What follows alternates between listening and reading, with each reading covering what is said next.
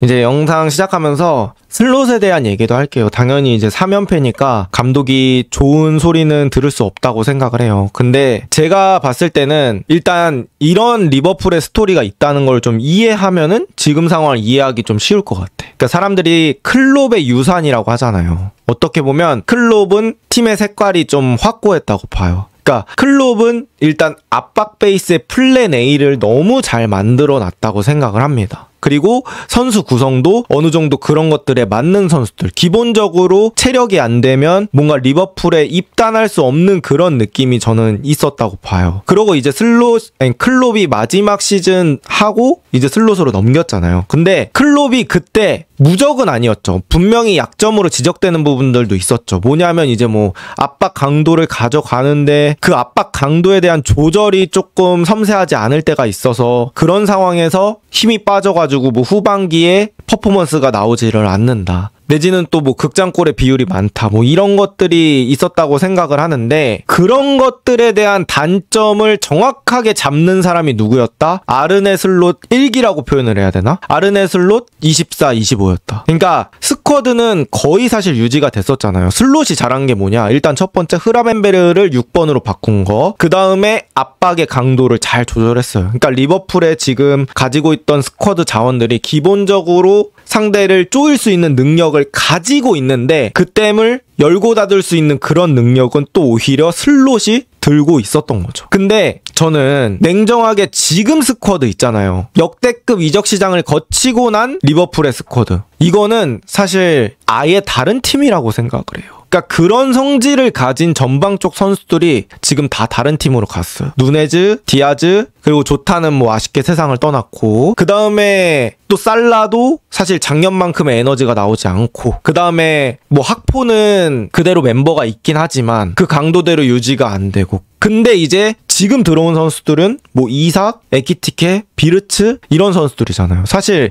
이 선수들로 압박 축구를 할 거면 이 선수들을 영입을 안 했겠죠. 그러니까 리버풀은 공 잘 차는 이런 선수들을 영입하면서 축구를 좀 바꿔보려고 했었나? 라는 생각이 좀 들더라고요.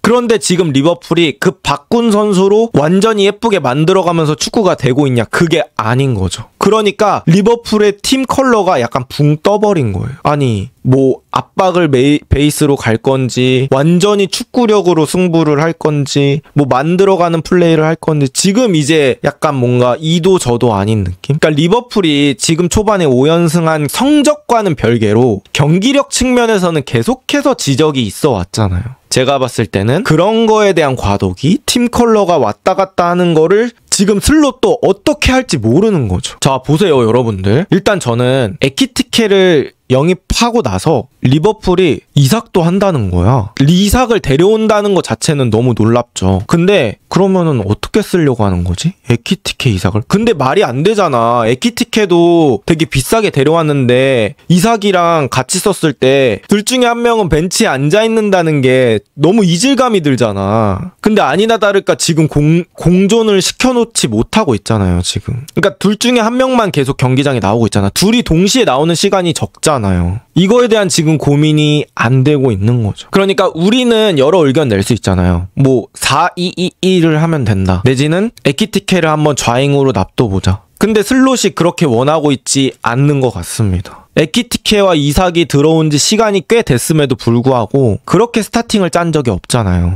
제가 봤을 때는 슬롯은 지금 머리가 깨질 것 같은 거예요. 지금 팀 컬러는 약간 붕 떠있는 느낌인데 자원은 많은데 지금 공격수를 누구 써야 될지 모르고 그리고 또 한 가지 추가로 얘기하자면 슬롯이 살라를 냉정하게 쳐내지는 못하고 있어요. 솔직히 오늘 그렇게 플레이한 선수가 모하메드 살라가 아니라 예를 들어서 리버풀의 어떤 어린 선수가 그렇게 플레이했다고 하면 분명히 바꿨겠죠. 근데 지금 살라가 리버풀에서 이루어온 그런 업적들 그리고 살라가 리버풀에서 가지고 있는 입지들 그런 것들 때문에 슬롯도 조금 망설이고 있는 게 아닌가 싶습니다. 아니면 그냥 슬롯은 이런 거 생각 없이 그냥 살라가 원래 네임밸류가 질이기 때문에 그냥 순수하게 믿는 걸 수도 있고 그래도 해주겠지. 아니면 그래도 우리가 우승하려고 하면 살라는 지금 폼 안 좋아도 무조건 살려내야 돼. 이렇게 생각하는 걸 수도 있겠죠. 그러니까 우리가 지금 내부의 상황을 모르는 거기 때문에 정확히 판단을 할 수는 없지만 어쨌든 간 확실한 부분은 살라의 출전 시간을 조금 조절해보는 것이 어떨까라는 의견들이 지금 많은 것 같아요. 저도 그렇고요. 그러니까 살라를 덮어놓고 계속 90분 풀타임 뛰게 하기에는 제가 봤을 때는 리버풀의 승점을 챙기는데 조금 걸림돌이 될 수도 있을 것 같아요. 그러니까 뭐 살라를 선발 출전시키더라도 70분쯤에 좀 바꿔준다든지 하면서 오히려 그렇게 출전 시간을 줄이면서 살라가 퍼포먼스가 올라갈 수도 있는 부분이거든요. 그래서 살라 출전 시간에 대한 부분들은 저는 좀 진지하게 고려가 돼야 되지 않을까 싶습니다. 그리고 이제 리버풀이 가장 리스크 내지는 가장 불안점으로 가졌던 부분들이 뭡니까? 바로 이제 수비진의 뎁스죠. 저는 뎁스라는 건 기본적으로 두 가지 조건이 만족이 돼야 된다고 생각하거든요. 그러니까 일단 기존에 있는 선수가 잘하는 걸 유지하면서 서브도 제 역할을 해야 그걸 뎁스라고 부를 수 있는 것 같아요. 숫자만 많다고 해서는 그걸 뎁스라고 부를 수 없죠. 근데 냉정하게 지금 리버풀은 숫자도 넉넉치 않은데 거기 있는 원래 잘하던 구성원이 제 퍼포먼스를 내지 못하고 있어요. 근데 그게 유독 수비 라인에서 두드러지는 부분들이 많습니다. 일단 코나테가 제가 봤을 때는 좀 큰 부분이 될 것 같아요. 근데 감독 입장에서도 오늘 머리 아픈 게 조고메즈를 넣기에는 제가 봤을 때 좀 부담이 있었던 것 같아요. 감독도 본인이 가슴속에 만들어 놓은 티어리스트가 분명히 있을 겁니다. 얘는 우리 스쿼드에서 어느 정도의 실력이고 내가 봤을 때 요 정도 상황에서는 고메즈를 꺼내는 게 위험해. 뭐 이렇게 생각할 수 있잖아요. 근데 오늘 뭐 뿐만 아니라 코나테가 안 좋다고 하더라도 이 고메즈를 섣불리 투입할 수 있는 그 정도의 신뢰가 쌓여있진 않은 것 같아요. 슬롯한테. 근데 지금 레오니가 데뷔 전 괜찮은 활약을 보여줬지만 뭐 십자인대 파열로 인해서 거의 시즌 아웃이 되고 사실상 센터백 3명으로 리그컵까지 포함하면 총 4개 대회를 돌려야 되는 상황에서 그 3명 중에 1명은 믿음직스럽지 못하고 1명은 나와서 퍼포먼스가 안 좋고 감독 입장에서도 센터백을 어떻게 구성할지가 되게 머리가 아픈 거예요. 그런데 지금 풀백까지 문제가 되고 있어. 아, 풀백 새로 데려온 선수들도 좀 시원치 않은데. 심지어 케르케즈, 프림퐁은 감독이 같은 조로 분류하고 있지 않아요. 그러니까 동시에 웬만하면 안 쓰려고 하는 것 같아요. 케르케즈랑 브래들리를 짝으로 보고 있는 것 같고 프림퐁과 로버트슨을 짝으로 보고 있는 것 같습니다. 근데 이제 냉정하게 아놀드 대체자로 데려온 선수는 프림퐁이고 케르케즈도 로버트슨 대체자로 데려왔는데 그 둘의 성향 그런 것들을 고려했을 때는 둘이 동시에 쓸 수 없다는 게 또다시 한번 리버풀한테 딜레마를 만들어주는 거예요. 그러다 보니까 어떻게 됩니까? 오른쪽 풀백을 못 믿으니까 소보슬라이를 풀백으로 바꿉니다. 그럼 또 어떻게 되냐면 미드필더 한 명을 끌어놨어요. 근데 오늘 경기 또 후반에 어땠습니까? 코나테가 안 좋으니까 흐라벤베르를 당겼어요. 물론 그게 이제 리버풀이 공격적으로 쓰겠다는 그런 의도도 있겠지만 자꾸 미드필더를 빼다가 수비진에다 쓴단 말이죠. 이것도 스쿼드적으로 되게 뭔가가 꼬여있다. 리버풀이. 여러분들도 아시겠지만 시즌은 깁니다. 장기 레이스고요. 24-25 시즌부터 챔피언스리그 조별리그가 그러니까 리그 페이지가 기본적으로 8경기, 많으면 10경기를 해야 16강까지 진출할 수 있어요. 경기 수가 지금 폭발적으로 늘어난 상황에서 이런 긴 게임은 뎁스가 정말 중요하거든요. 근데 리버풀이 그 모든 대회를 치르기에는 지금 뎁스는 좀 많이 아쉬운 수준입니다. 그러니까 지난 시즌에는 저는 거의 미드필더 4명으로 돌렸다고 생각을 하거든요. 슬롯이. 소맥 커피로 거의 풀시즌을 치렀잖아. 이게 진짜 어려운 일인데 슬롯이 그거를 잘게 쪼개가면서 잘 조절을 했었던 거죠. 소보슬라이, 맥칼리스터, 흐라벤베르, 커티스 존스 이렇게 해서 엔도를 그렇게 많이 쓰지 않으면서 그런 것들이 됐었는데 사실 자꾸 흐라벤베르나 소보슬라이를 뒤쪽에 쓰다 보니까 그런 그 미드필더 뎁스를 채워줘야 되는데 그런 것들을 생각해서 데려온 선수가 비르츠인데 비르츠는 지금 제 퍼포먼스 못 내고 그렇다고 해서 뭐 엔도 같은 선수가 흐라벤베르랑 똑같은 유형이냐? 아니죠. 아예 다른 유형이죠. 그리고 뭐 엔도뿐만 아니라 사실 흐라벤베르를 완벽하게 대체할 수 있는 그런 유형의 선수가 일단은 없다고 생각을 하는데요. 뭐 그런 것까지 따졌을 때는 리버풀의 스쿼드 상황이 뭔가 좀 꼬여있다. 제가 느꼈던 건 약간 FM에 빗대서 하자면 FM에서 첫 시즌에 리버풀이라는 팀을 골랐어요. 골라가지고 지금 있는 멤버들로 강력한 전술 짜가지고 우승을 했어. 우승을 하니까 나도 또 더 재밌게 게임을 해보고 싶은데 그래가지고 선수들을 막 삽니다. 근데 우승을 했으니까 이적료를 엄청 이적 예산을 많이 지원해줘요. 그래가지고 네임들을 다 샀는데 사실 게임과 같은 영입이었잖아 이번 시즌 이적 시장이. 이삭이랑 에키티케 스트라이커 2명의 뎁스가 이삭이랑 에키티케야. 말이 되냐고. 그러니까 그런 영입을 이번 시즌에 한 번에 다 했는데 비르츠까지 영입 성공시켰어. 근데 오히려 그 선수들이 시너지를 못 내면서 작년보다 성적이 안 나오는 그런 세이브 파이를 하고 있는 느낌이 납니다.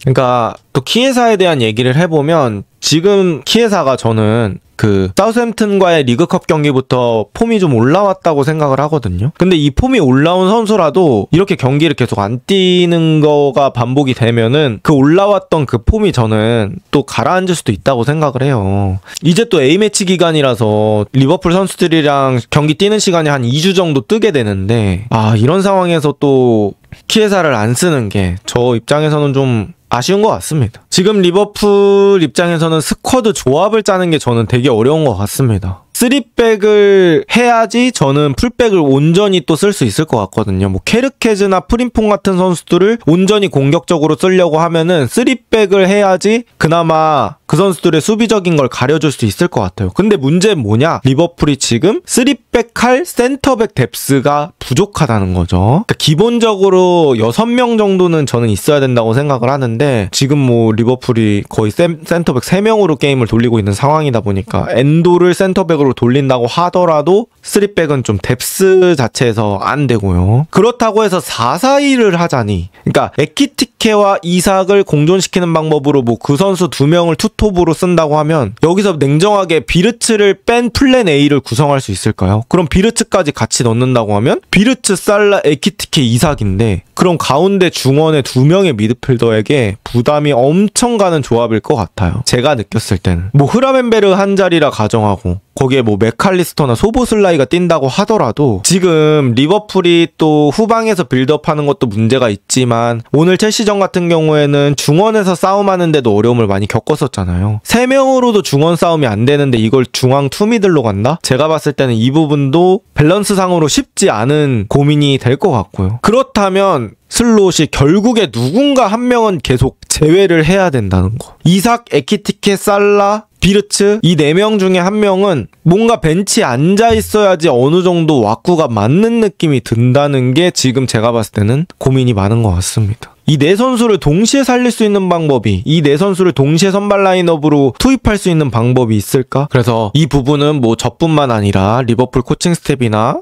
슬롯 같은 사람들도 되게 고민을 많이 할 것 같아요. 살라를 뺀 4-1-2-1-2는 제가 봤을 때는 좀 어려운 것 같아요. 왜냐면 현대 축구에서 그렇게 플레이하는 팀이 뭐 거의 없다고 봐야 될 것 같고 그 다음에 더 큰 문제는 살라를 제외시킬 수 있을까? 저 살라를 뺀 플랜 A를 리버풀이 지금 짤 수 있나? 그래서 뭐 여러 가지 우리가 상상을 해볼 수는 있지만 그런 것들이 좀 머리가 많이 아플 것 같다. 그리고 말씀해주신 것처럼 지금 당연히 리버풀이 이 상황을 타개하기 위해서 여러 방법을 쓸 테지만 지금 포메이션을 확확 바꾸는 것도 리버풀한테는 상당한 도전이죠. 그래서 지금 슬롯 입장에서는 매우 어려운 상황이 되고 있는 것 같아요. 그리고 냉정하게 리버풀이 이번 시즌 우승을 안 노릴 수도 없잖아. 물론 이제 상황이 그런 거긴 한데 이렇게 빅영입을 많이 했는데 우승을 지금부터 포기해버릴 수는 없잖아. 그것도 딜레마인 거죠. 프림퐁은 제가 봤을 때는 지금 리버풀 스쿼드에선 쏙 맞는 자리가 없습니다. 제가 느꼈을 때는 없는 것 같아요. 그러니까 우풀백? 글쎄. 오른쪽 윙어? 글쎄. 5백에 윙백이 제일 잘 어울릴 것 같은데 지금 리버풀이 그걸 할 수 있는 상황이 아니어서 되게 고민이 많은 것 같습니다. 이제 아놀드 얘기가 있는데